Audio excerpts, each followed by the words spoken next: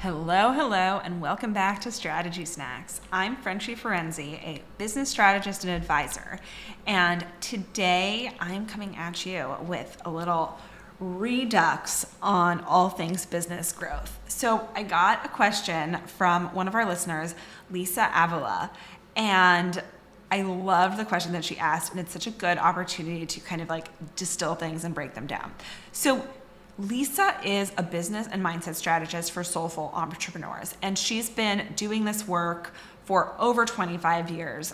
She runs a business called Poppy Grove, and she just has such a big impact on the people that she works with. And her question for me was, looking back, what top 3 key strategies did you implement in your business to achieve significant growth, and how did you prioritize them? Woo! All right, this is a loaded question. And the overarching answer that I want to give on this is that the key for me wasn't, oh my goodness, hang on, pause, cut this part.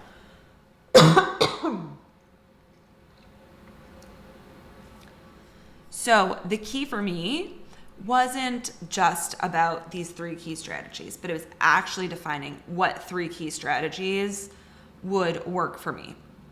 And what I mean by that is that as you listen to this, I don't want you to just think, oh, let me just plug and play this. Maybe it'll work, right? I mean, there's some things that I think always work.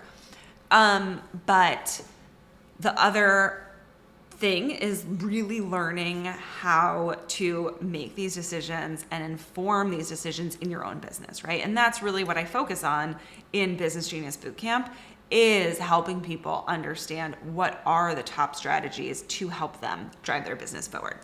But I would love to share, always happy to share kind of behind the scenes, what works, what doesn't work.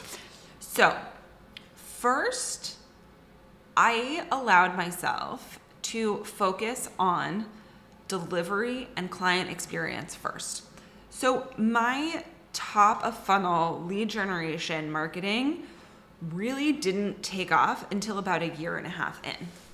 Then I really started to lean in to more active, proactive, like high volume lead generation strategies.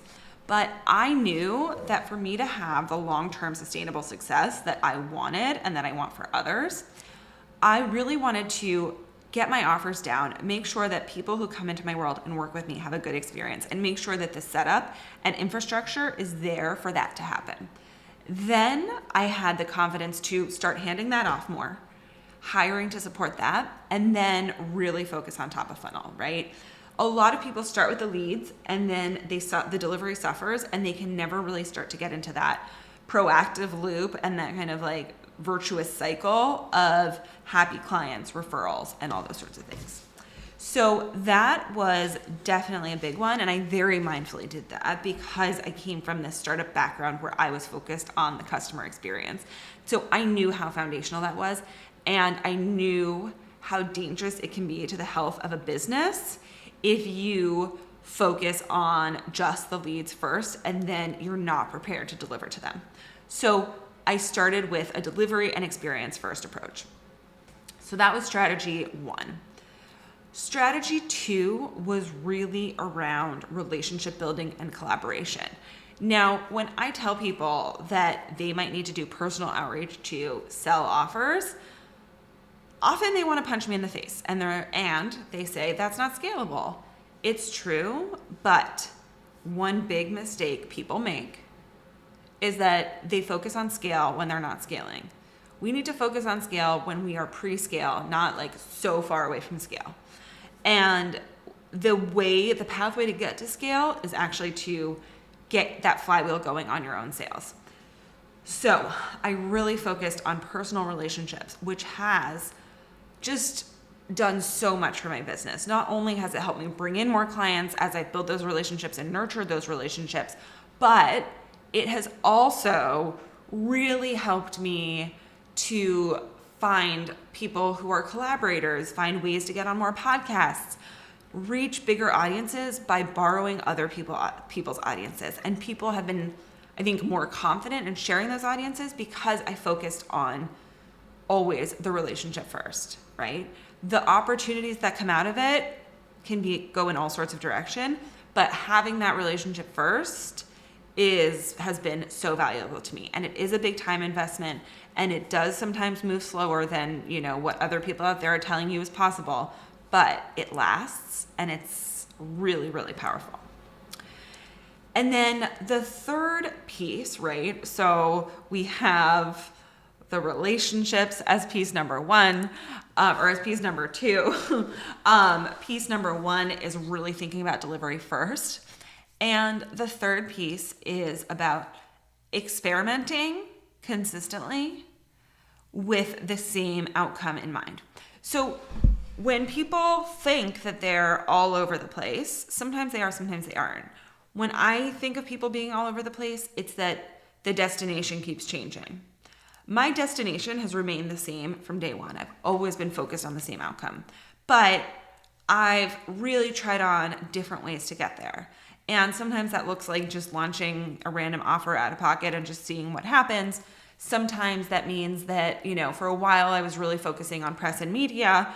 That was great in some ways, but it had different business impacts than I wanted it to have.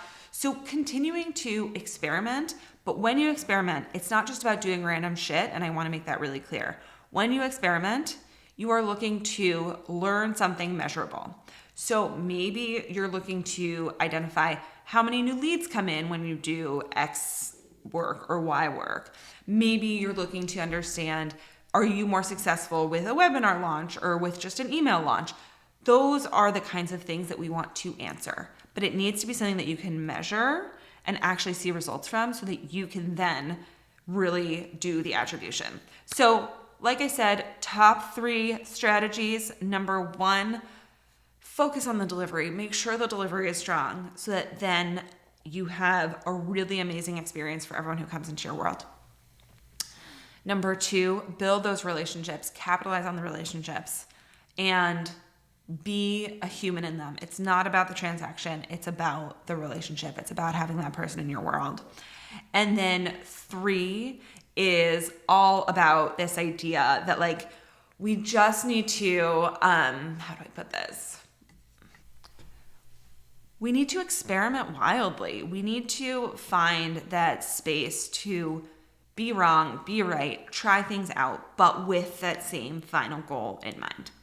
So those are what I would call my top 3 really strategic, transferable strategies that I've used that have been really, really valuable to me. I want to add one more thing onto this because I remember when I made my first 100K in gross revenue in my business, I was talking to my dad and he was like, Frenchie, how did you do that? And it wasn't doubt. It was true curiosity. How does one do that? And my first response, without even thinking about it, was I just keep going. And there is such an important piece of perseverance here. And I see it in my clients.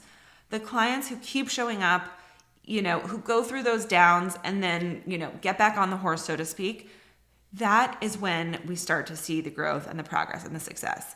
I have been able to build these relationships, to build this network, to really, I think, build a, more impactful and, widely known reputation because I keep going. Because over time, the volume that accumulates of the content that you put out there, of the people that you've connected with, of the courses and groups that I've been a part of, all of that accumulates and continues to sustain you as you grow. So basically, all this to say that the tactics and the strategies are important, but that perseverance and that consistency over intensity has been just invaluable to me. I hope this was helpful. I can't wait to hear your thoughts on this one. What I would love to hear in my DMs or in my email is just what have been 3 strategies that have been really helpful for you? Or are any of the strategies that have been helpful for you parallel to what I shared? Would love to hear your thoughts and ideas as you've listened to this. And Lisa, thank you so much for asking this question. I know that our listeners are going to be super grateful to hear all about it. And to everyone listening, make sure you connect with Lisa. We'll have all the info about her down in the show notes. All right. Bye, everyone. Be back soon.